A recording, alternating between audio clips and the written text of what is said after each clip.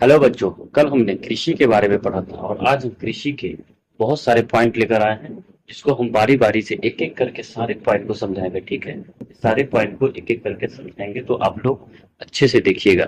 और यहीं से क्वेश्चन आएंगे, 10-10 नंबर, 5-5 नंबर यहीं से आते हैं। ठीक है, तो इसको अच्छे से देखना है। अगला देखिएगा क्या बोल रहा है कि प्रारंभिक जीविका निर्वाह कृषि से ही एक अलग टाइप की कृषि होती है, कर्तन दहन प्रणाली। ठीक है, यह हमारे देश में ही नहीं दूसरे देशों में भी इस प्रकार की खेती की जाती है। हमारे भारत देश के अलावा भी दूसरे देश में खेती की जाती है कर्तन दहन प्रणाली से। दहन का मतलब क्या होता है? दहन का मतलब होता है जलाना। जलाना हो, ठीक है। तो ऐसा करने के लिए सबसे पहले क्या होता है, जमीन के किसी टुकड़े को, वनस्पति को काटा जाता है। तो जमीन का कोई टुकड़ा है, ठीक है, जमीन का कोई टुकड़ा है, जमीन का कोई टुकड़ा है, इसके छोटे छोटे पौधे होते हैं, छोटे छोटे पौधे, इसको जो है काट कर जला दिया जाता है। काट कर जलाने के बाद क्या होता है, इसके छोटे छोटे पौधे में क्या होता है, आग लगा दिया जाता है। आग लगाने के बाद क्या होता है, वो जला दिया जाता है, फिर वो जल जाता है। जलने के बाद क्या होता है, वो राख बन जाता है। और राख बनने के बाद क्या होता है, उसी मिट्टी में मिला दिया जाता है। ठीक है, तो वनस्पति को जलाने से राख बनती है और मिट्टी में मिला दिया जाता है, जो वो खाद का काम भी करती है। ठीक है, खाद का काम भी करती है। ठीक है, उसके बाद वहाँ पे फसल उगाई जाती है। जब मिट्टी की उर्वरता कम हो जाती है, ठीक है, मिट्टी की उर्वरता क्या कम हो जाती है, तो किसान उस भूमि को छोड़ देते हैं और फिर खेती के लिए दूसरी भूमि पर जाते हैं।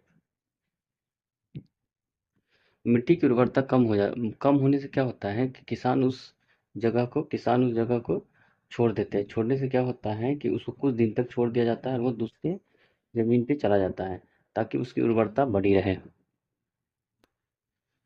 ठीक है, दूसरी भूमि पर जाते हैं और खेती करते हैं। इसे हम स्थानांतरित कृषि भी कहते हैं। इसे हम क्या कहते हैं, स्थानांतरित कृषि भी कहते हैं। ठीक है, आज इस खेती पे काम किया, आज इस खेत में काम किया। ठीक है, यहाँ पौधों को जला दिया, जलाकर राख बना दिया। राख बनाने के बाद क्या होता है, वो खाद का काम करता है। ठीक है, तो इससे उसकी उर्वरता बढ़ी रहती है। फिर उपज ज़्यादा होने के बाद उस खेत को उस खेत को क्या बोलता है, छोड़ देता है। छोड़ने के बाद क्या होता है, दूसरे खेत पे चला जाता है, दूसरे जमीन पे यानी भूमि पे चला जाता है और फिर वहाँ खेती को आगे बढ़ाया जाता है। यही हमारा क्या है, कर्तन दहन प्रणाली है। ठीक है, हम लोग अगला पॉइंट देखेंगे, प्रारंभिक जीवन निर्वाह कृषि। तो इसमें क्या बोलता है कि जिस प्रकार की खेती से केवल इतनी उपज होती है कि उससे परिवार का पेट भर सके, तो उससे प्रारंभिक जीविका निर्वाह कृषि बोलते हैं।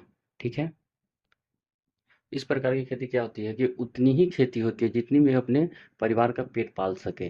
किसी किसान को देखते होंगे कि ज़्यादा ज़मीन नहीं होती, बहुत कम ज़मीन होती है, तो उस पे वो खेती करते हैं और उस खेती में वो उतने ही उपज हो पाती है जो अपने परिवार का पेट पाल सके। यहाँ पे बोला गया है कि वो उससे परिवार का पेट भर सके, जिसे हम जीवन निर्वाह कृषि कहते हैं। और इस प्रकार की कृषि जो है तो छोटे टुकड़े पर की जाती है, मतलब छोटे से ज़मीन होती है वहाँ पे प्रारंभिक जीवन निर्वाह कृषि करते हैं। और इसमें जो है अपने औजार का प्रयोग करते हैं। कुदाल हो गया, हल हो गया, लकड़ी का जो होता है, लकड़ी का बना होता है, उसका यूज़ करते हैं इस कृषि में। ठीक है, और मजदूर भी इस्तेमाल, थोड़ा बहुत मजदूर भी इस्तेमाल होता है समुदाय।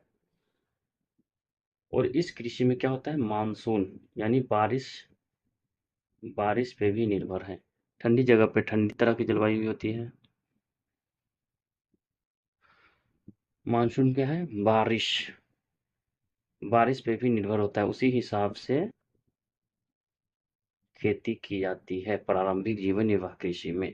ठीक है, और लास्ट वाला पॉइंट देखिए, इस प्रकार की कृषि में किसी स्थान विशेष जलवायु के हिसाब से ही किसी फसल का चुनाव किया जाता है। तो मैंने ये बताया, मानसून के हिसाब से ही फसल उगाया जाता है।